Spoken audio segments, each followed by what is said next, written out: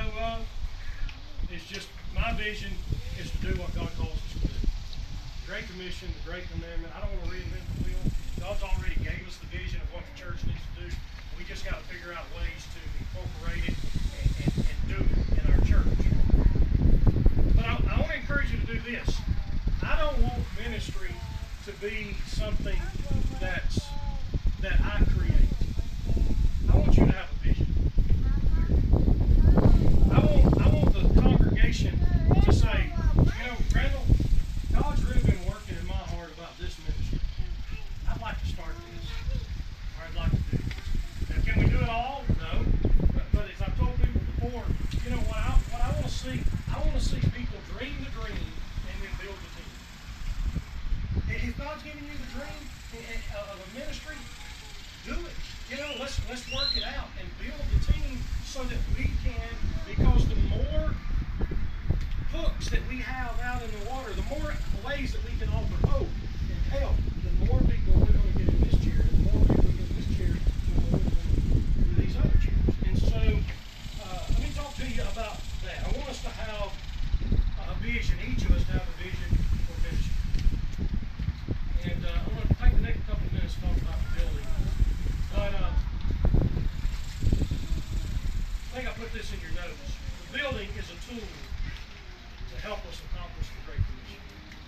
If you had asked me about the building, all it is another tool to help us to accomplish the Great Commission. I see the building as another tool to get people into this church. It's not the answer to our problems. As a matter of fact, it's going to create a different set of problems, and I'm fine with that because I believe that it'll help us. And so, let me talk to you a little bit about what the building means. I think this is it. The building means we will have more opportunities to do this. We're going to have a building 24/7. I mean, if we want to do Saturday, Sunday, 7 days a week, it's there. We got a place to do something 24 hours a day. Now, personally, my ministry philosophy, I'm not going to plan stuff to do ministry 24 hours a day because you need time with your families and all of those things.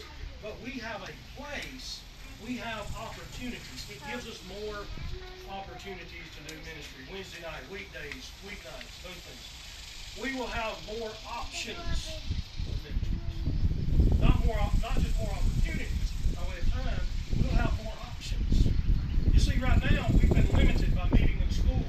We've been limited by what all we can do. But now, we can have ministries in the day for moms, Bible study for moms with preschoolers or whatever. We can have Bible studies or activities for men and ladies where we're not going to have to go out and rent a facility. And so it will have more options. But we will need more ministries. More ministry opportunities and more ministry options means that we have to have more ministries. And so that's where I say I want us to look back and say, okay, what is God placing on our heart? I've already began. This week I'm going to meet with a family. I met with some families this past week and say, you know what? Here's some things that we're going to need. Would you guys pray about this? Would you guys serve in this area? Because more ministry, the more people that we get coming into this chair, we got to have more ministries. And you see, when somebody and to get them to come that Sunday after Sunday until they make a commitment to Christ and they move over to this chair. And then once they get in this chair, we got to have another set of people in the same group pouring into this group so that they grow in their faith so they don't get discouraged and go out so that they can move over to this chair. It's a sequence. So we need more ministry. So how are we going to move forward? Let me give you a couple of things and we're going to be done. People have asked me, said, Randall, when we get in the building, are we going to start this? We're going to do this? How are we going to do this? And I've tried to sit down and say, okay, we've got to have some kind of process. So let me give this to you. Priority number one when we get in our building is going to be strengthening our staple ministries. When we get in our building, my goal is not to start all these new ministries. My goal is to take the ministries that service, whether it's our nursery, our preschool, our greeters, our children's church. The focus for the next couple of months, I want us to be able to look at what we have and make it better. To strengthen it. So we'll say anytime you add, you have to subtract. So when we begin to add something, we've got to subtract energies and efforts from something else. And I don't want us to do that at first. I want us to take what we have and make it better. Right? Sam Walden said when Walmart first began, he said, as we began, he said things were terrible. He said, but our goal was every week just to make one thing better.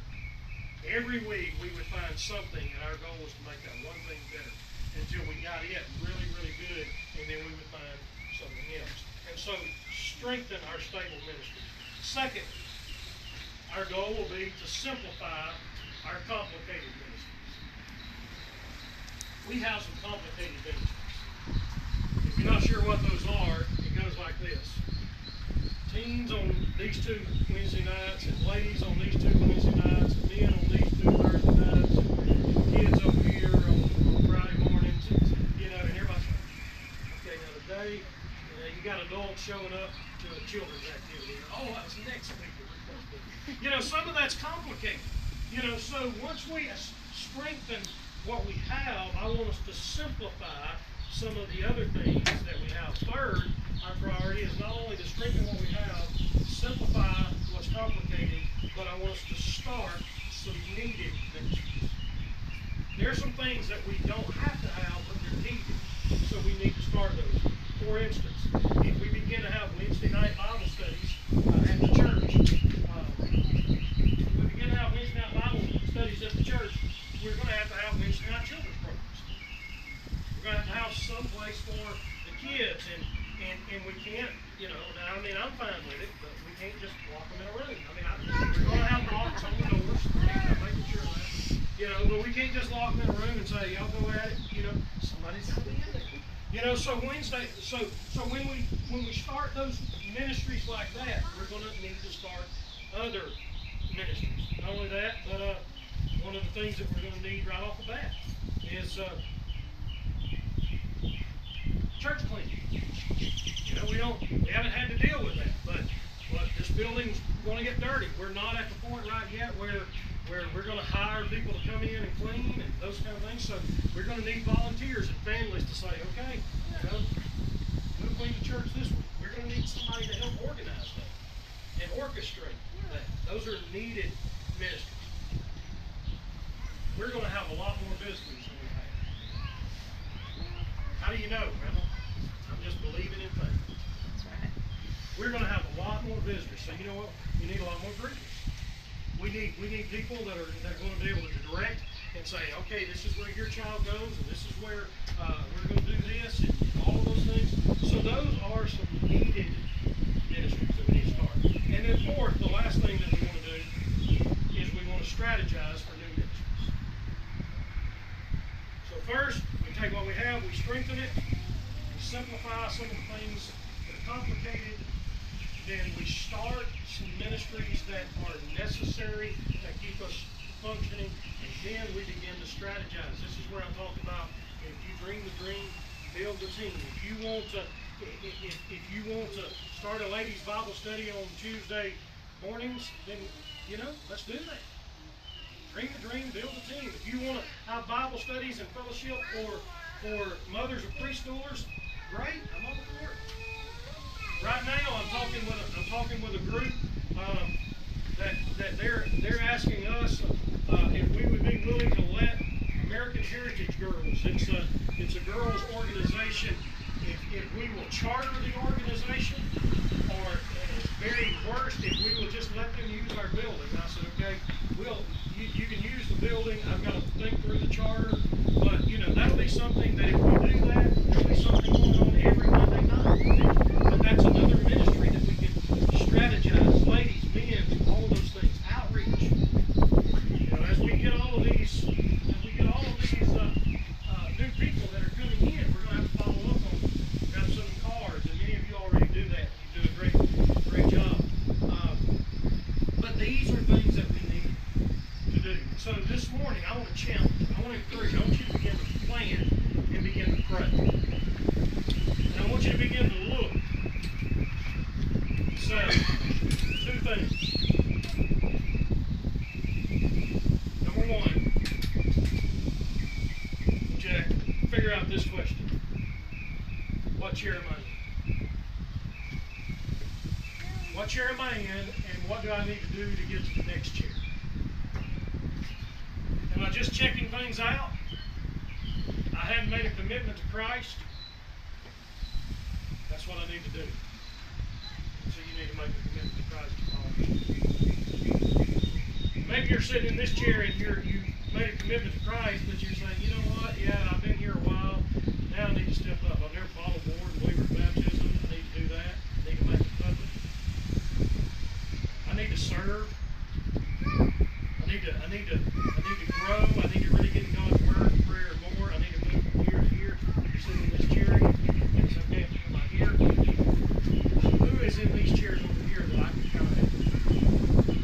Who's in those chairs over there that I can kind of turn my life toward and encourage them? What teenager, what children, what single lady, what single man, what marriage that's hurting, whatever. If you've got a strong marriage, find somebody that needs some help in your marriage. If you've raised your kids and you've done a pretty good job, find somebody that needs some help.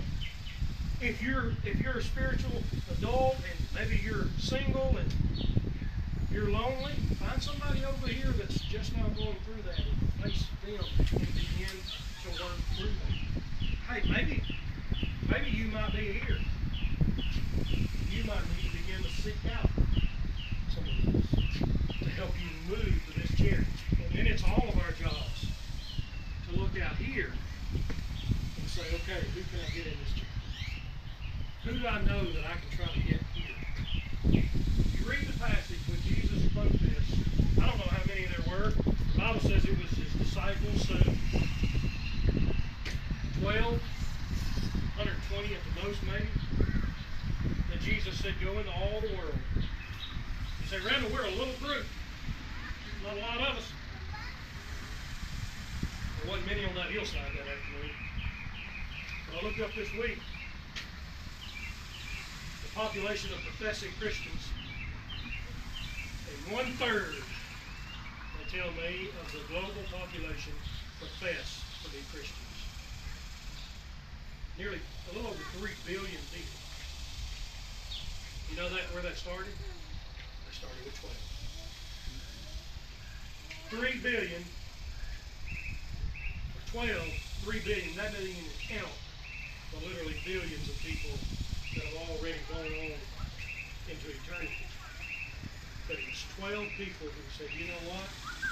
I'm going to go, and I'm going to grow. So this morning, I want to challenge us. And one of the pages that you have on the back and side is a list of various ministries that we're going to need. Some of them are in rotation. Some of them are week-to-week ministries. Some may be every other week. But I want you to look over those and take some time. You pray about it. You, your husband or your wife or yourself, pray about it and say, where can we serve? What can we do? What's God calling us to do? Are we ready to move from one to the other?